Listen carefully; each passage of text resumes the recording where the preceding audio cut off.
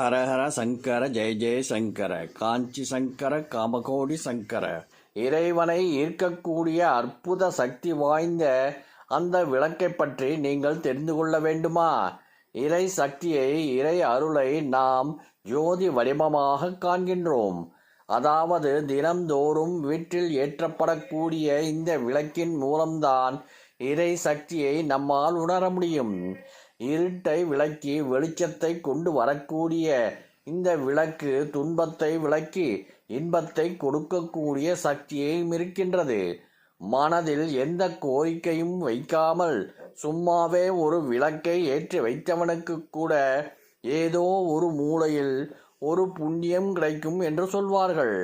அதே விளக்கை ஆத்மார்த்தமாக இறை நம்பிக்கையோடு மனப்பூர்வமாக ஏற்றி வைக்கும்போது நமக்கு கிடைக்கும் பலன் நிச்சயமாக இரட்டிப்பாக கிடைக்கும்.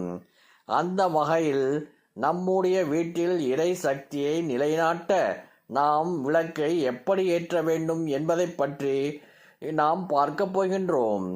இறைவனுக்கு பிடித்த ஜவ்வாது விளக்கு பரிகாரம். பொதுவாக நேர்மறை ஆற்றல் வாசம் செய்யக்கூடிய பொருள் என்றால் அது வாசனை நிறைந்த பொருள்தான்.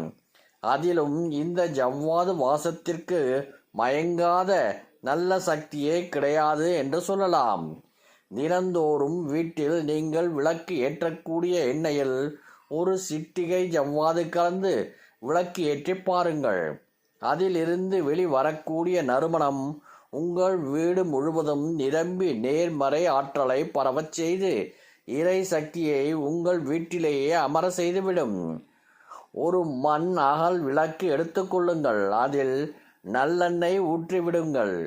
ஒரு சிட்டிகை ஜவ்வாதை அந்த நல்லெண்ணெயில் போட்டுவிட்டு திரி போட்டு தீபம் ஏற்றி வைத்துவிட்டு அந்த விளக்கு சுடரை இறைவனாக மனதில் நினைத்து கொண்டு சிறிது நேரம் அந்த விளக்குக்கு முன் அமர்ந்து நீங்கள் மனம் திறந்து பேச வேண்டும்.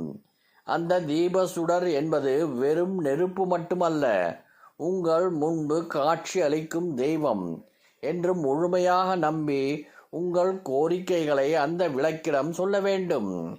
நம்பிக்கை இல்லாமல் இந்த விளக்கு ஏற்றி வைத்துவிட்டு செய்யக்கூடிய வழிபாட்டு முறை நிச்சயம் பலன் தராது. முழு நம்பிக்கையோடு இந்த விளக்கை ஏற்றி வைத்துவிட்டு இறைவனை உங்கள் கண்களால் பார்ப்பதாக நினைத்து கொண்டு நீங்கள் வைக்கக்கூடிய வேண்டுதல்கள் நிச்சயம் பலிக்கும். உங்கள் மனதை குழப்பிக் கொண்டிருந்த விஷயங்களுக்கு விடிவு காலம் பிறக்கும்.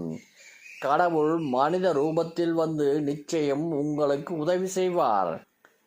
தினமும் இந்த விளக்கை பூஜை அறையில் ஏற்றினாலும் நல்லது.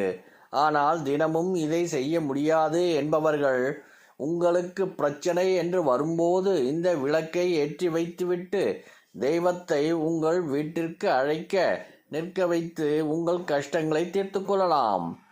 தினமும் இந்த விளக்கு ஏற்றுவதாக இருந்தால் மண் அகல் விளக்கை தினமும் ஒரு சுத்தமான துணியை வைத்து துடைத்துவிட்டு பழைய ஜவ்வாதை கால்படாத இடத்தில் போட்டுவிட்டு மீண்டும் புதிய நல்லெண்ணெய் புதிய ஜவ்வாது போட்டுத்தான் ஏற்ற வேண்டும் என்பதையும் நினைவில் வைத்துக் கொள்ளுங்கள். நம்பிக்கையோடு நாம் செய்யக்கூடிய இந்த சின்ன பரிகாரம் பெரிய அளவில் இருக்கும் கஷ்டங்களை விட சுலபமாக தீர்த்துவிடும். கஷ்டங்கள் தீர்வதற்கு வேண்டுதல் வைக்கக்கூடிய பரிகாரங்களில் எளிமையான பரிகாரம் இது. நம்பிக்கை உள்ளவர்கள் ஆன்மீகம் சொல்லும் இந்த பரிகாரத்தை செய்து பலன் பெறலாம். ஹரஹர சங்கர ஜெய ஜெய சங்கர காஞ்சி சங்கர காமகோடி சங்கர.